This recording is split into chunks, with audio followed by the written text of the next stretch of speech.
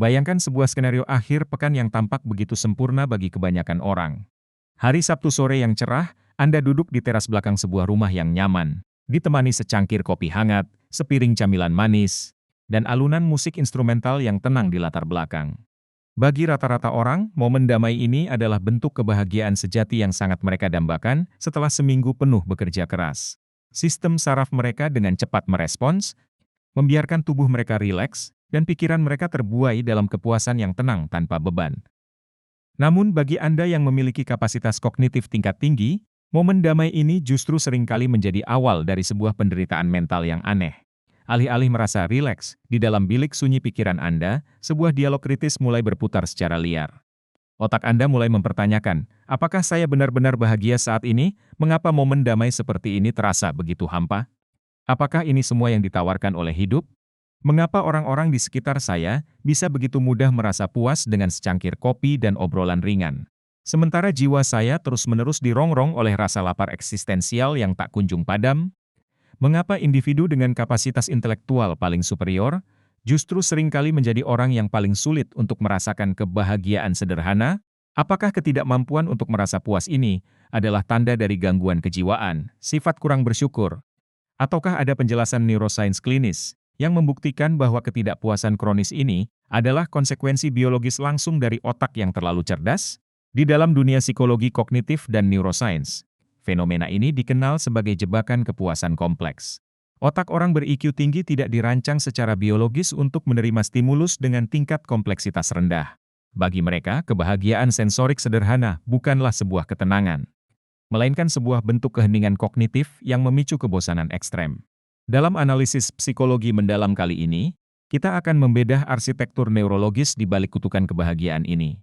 Kita akan menganalisis 5 alasan ilmiah mengapa orang pintar secara konsisten kesulitan menemukan kedamaian dalam kesederhanaan hidup. Dan yang paling mengejutkan, di bagian akhir video ini, kita akan melihat bagaimana dorongan untuk menyabotase momen bahagia Anda sendiri. Sebuah kebiasaan merusak diri yang sering Anda lakukan sebenarnya adalah cara pertahanan bawah sadar otak Anda untuk menghindari kepunahan stimulus kognitif. Mari kita matikan distraksi sejenak, lepaskan topeng produktivitas semu Anda, dan mari kita mulai pembahasan ini untuk memahami bagaimana kecerdasan superior bisa menjadi racun bagi kebahagiaan sederhana di dunia nyata. Mari kita pergi ke London, Inggris, pada awal abad ke-19. Kita akan melihat kisah hidup John Stuart Mill, seorang anak ajaib yang diakui sebagai salah satu filsuf, ekonom, dan pemikir paling jenius dalam sejarah peradaban Barat. Mill dididik oleh ayahnya dengan metode pendidikan kognitif ekstrem sejak bayi. Pada usia 3 tahun, ia sudah mempelajari bahasa Yunani kuno.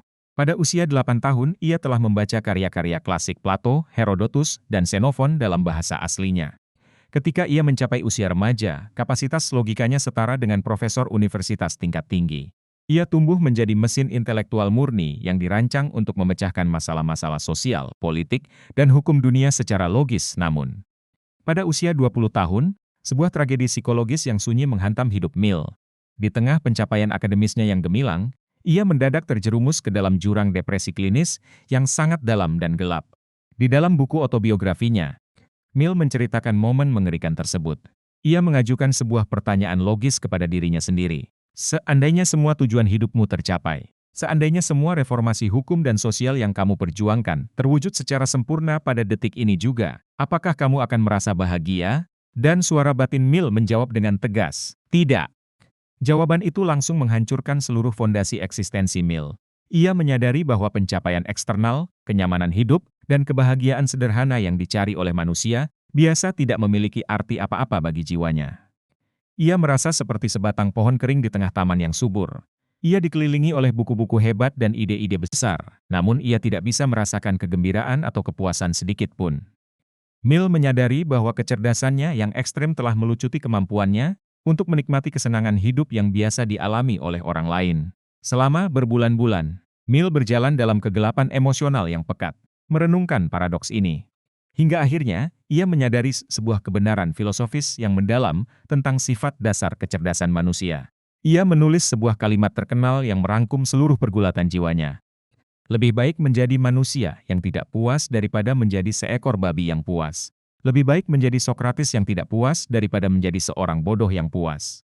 Kisah John Stuart Mill adalah bukti nyata bahwa rasa tidak puas yang dialami oleh orang cerdas bukanlah sebuah tanda ketidakbersyukuran yang dangkal.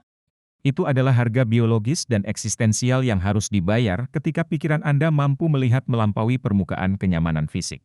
Bagi Anda yang sering merasa hampa di tengah kebahagiaan sederhana, pergulatan Anda bukanlah kelemahan moral, melainkan jalur kognitif yang sama dengan yang pernah dilalui oleh Socrates dan John Stuart Mill. Alasan ilmiah pertama mengapa orang ber-IQ tinggi sulit menemukan kebahagiaan sederhana adalah adanya ambang batas pelepasan dopamin yang sangat tinggi di dalam otak mereka. Sebuah kondisi neurologis yang kita sebut the cognitive dopamine threshold. Bayangkan Anda sedang diajak oleh teman-teman Anda untuk menonton sebuah film komedi populer yang sedang tren, atau pergi ke festival kuliner untuk menikmati makanan cepat saji yang manis dan gurih. Di sekitar Anda, orang-orang tertawa terbahak-bahak mendengar lelucon slapstick di layar film, dan mereka tampak sangat bahagia menikmati es krim coklat yang manis. Namun, Anda justru duduk terdiam di tengah keramaian tersebut, merasakan kebosanan yang dingin dan keheningan emosional yang aneh.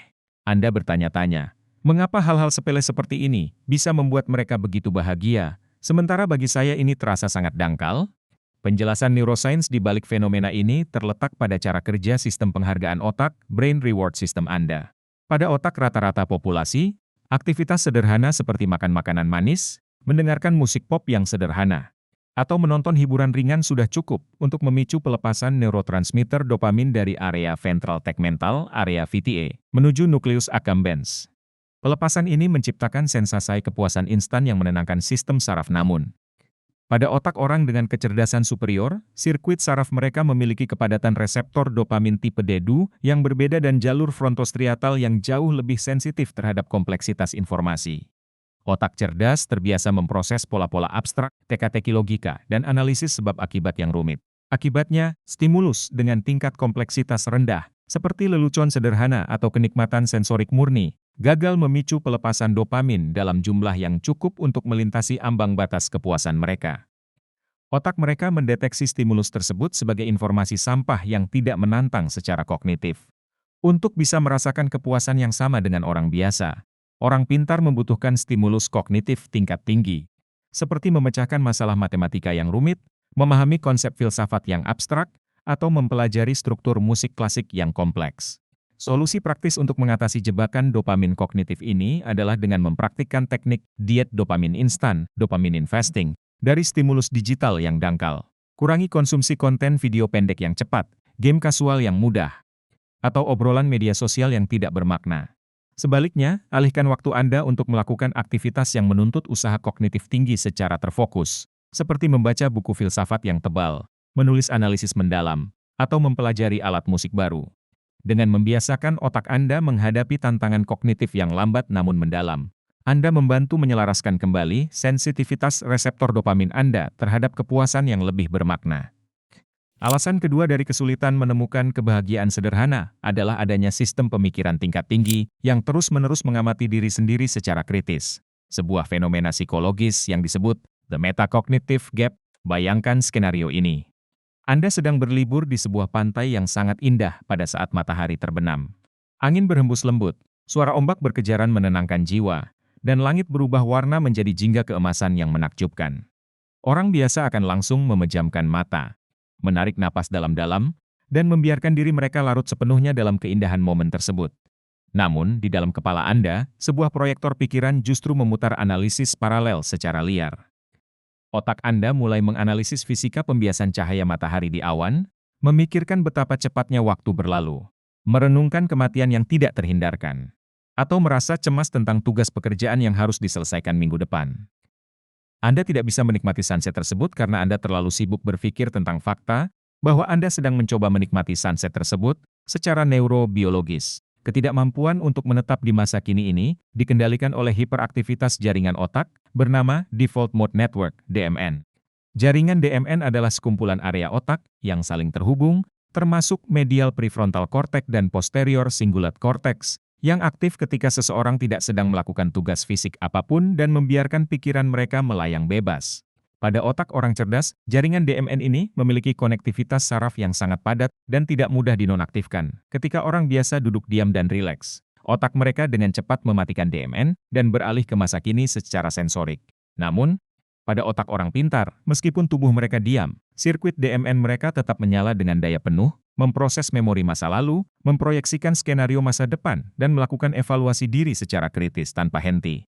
Akibatnya, mereka terus-menerus mengalami kelelahan akibat terlalu banyak berpikir, overthinking, yang meracuni kemampuan alami mereka untuk merasakan ketenangan emosional di masa kini. Untuk memotong sirkuit DMN yang hiperaktif ini, Anda harus belajar mempraktikkan teknik penjangkaran somatik, somatic anchoring. Ketika pikiran Anda mulai terseret ke dalam lingkaran refleksi kritis saat mencoba menikmati momen santai. Paksa fokus perhatian Anda untuk keluar dari kepala dan masuk ke dalam indera fisik tubuh Anda. Perhatikan dengan detail rasa hangat cangkir kopi di telapak tangan Anda. Dengarkan 3 jenis suara lingkungan yang berbeda secara sadar, atau rasakan detak jantung Anda sendiri secara fisik. Tindakan memfokuskan perhatian pada input sensorik murni ini secara paksa menonaktifkan sirkuit DMN di otak Anda dan mengaktifkan Task Positive Network, TPN, yang memungkinkan Anda berada di masa kini secara biologis. Alasan ketiga mengapa orang pintar merasa hampa di tengah kebahagiaan sederhana, adalah kecenderungan mereka untuk selalu mengevaluasi setiap peristiwa dalam skala eksistensial yang luas. Sebuah kondisi psikologis yang dikenal sebagai the existential weight, ketika seorang rekan kerja mendapatkan promosi jabatan, atau ketika anggota keluarga berhasil membeli mobil baru, mereka merasa sangat bahagia dan bangga atas pencapaian tersebut. Bagi mereka, itu adalah bukti kesuksesan hidup yang nyata dan patut dirayakan dengan sukacita. Namun, ketika Anda mencapai kesuksesan yang sama, kegembiraan Anda hanya bertahan selama beberapa menit sebelum akhirnya redup oleh bayang-bayang pikiran eksistensial. Otak Anda segera berbisik. Lalu apa setelah ini? Apa gunanya promosi ini jika di dalam skala waktu kosmik bumi?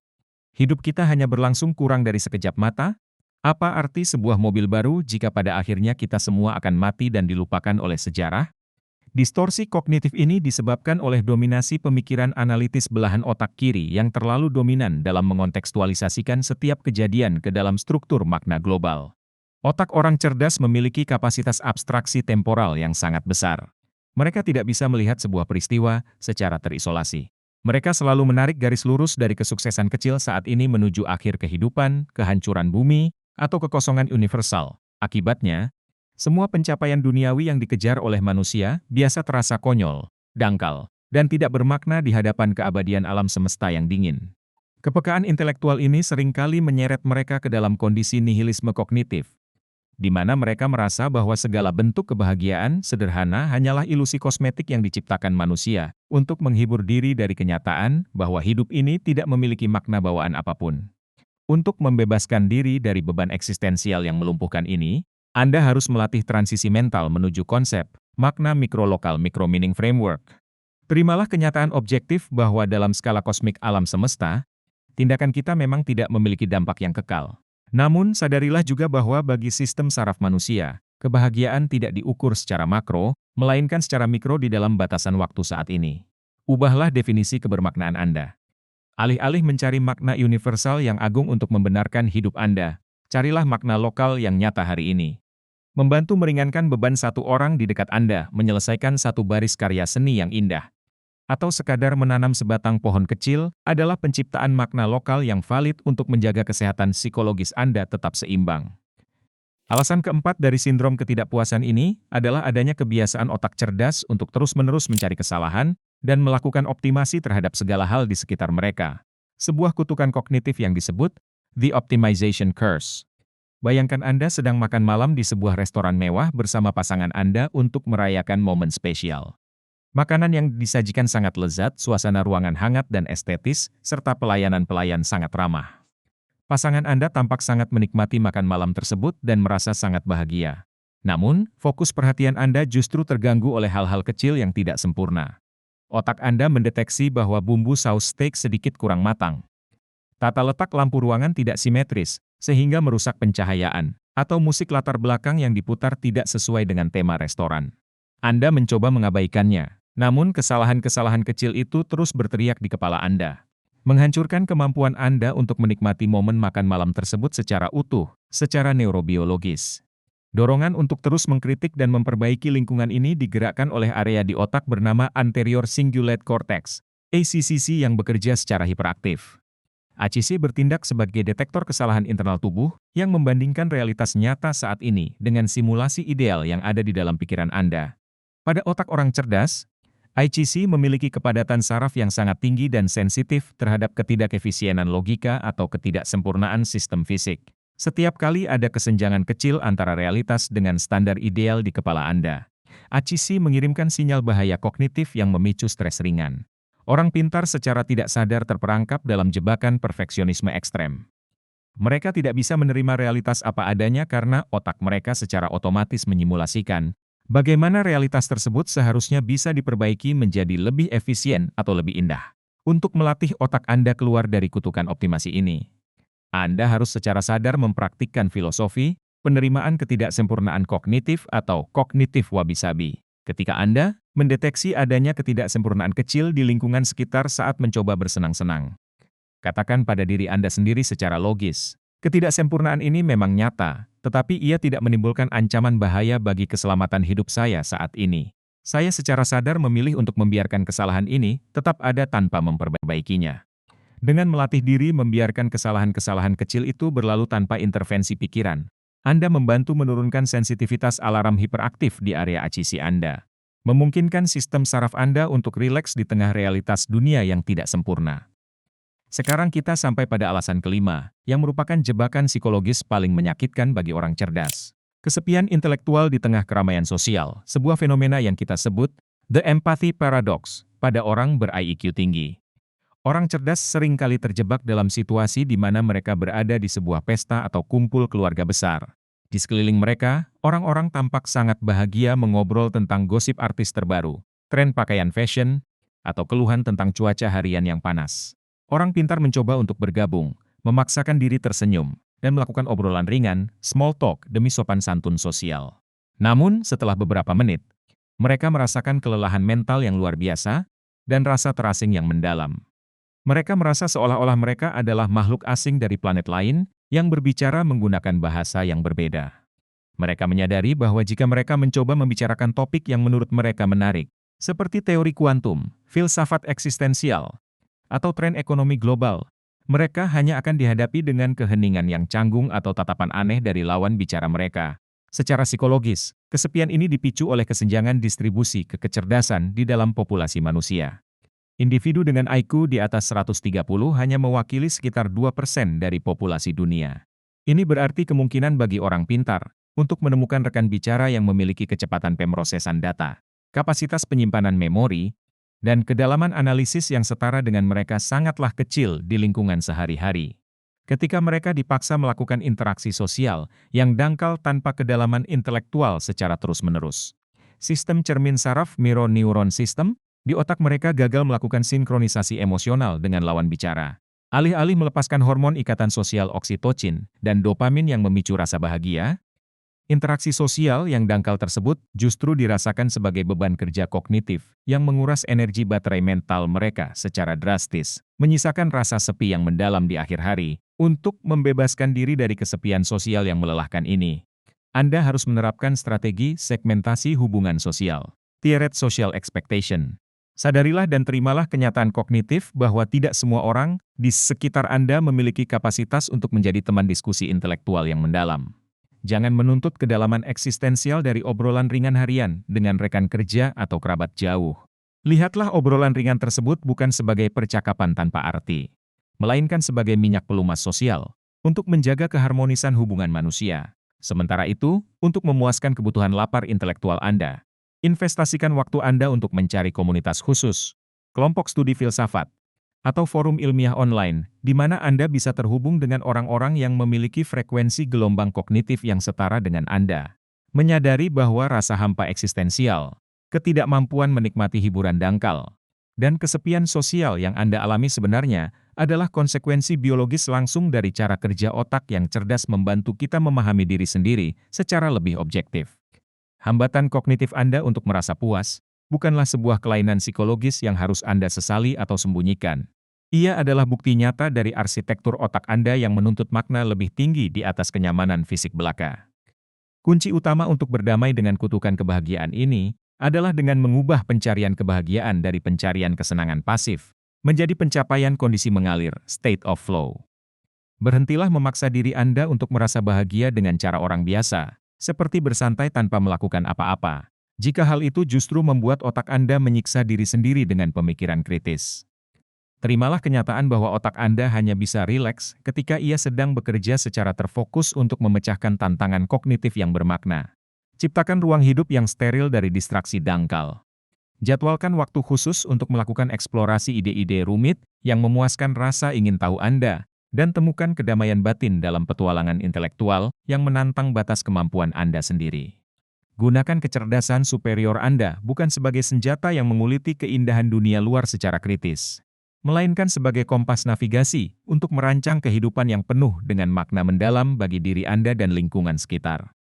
Kebahagiaan sejati bagi jiwa yang cerdas bukanlah ketiadaan masalah dalam hidup Anda. Ia adalah kepuasan kognitif yang Anda rasakan ketika seluruh kapasitas komputasi otak Anda digunakan secara maksimal untuk mencintai, belajar, dan memecahkan keindahan misteri alam semesta ini. Jika analisis neuroscience kognitif tentang paradoks kepuasan intelektual ini memberikan sudut pandang baru yang mencerahkan bagi Anda, silakan klik tombol like, subscribe, dan bagikan video ini kepada teman-teman atau kerabat dekat yang menurut Anda juga sedang berjuang menghadapi rasa hampa kecerdasan ini.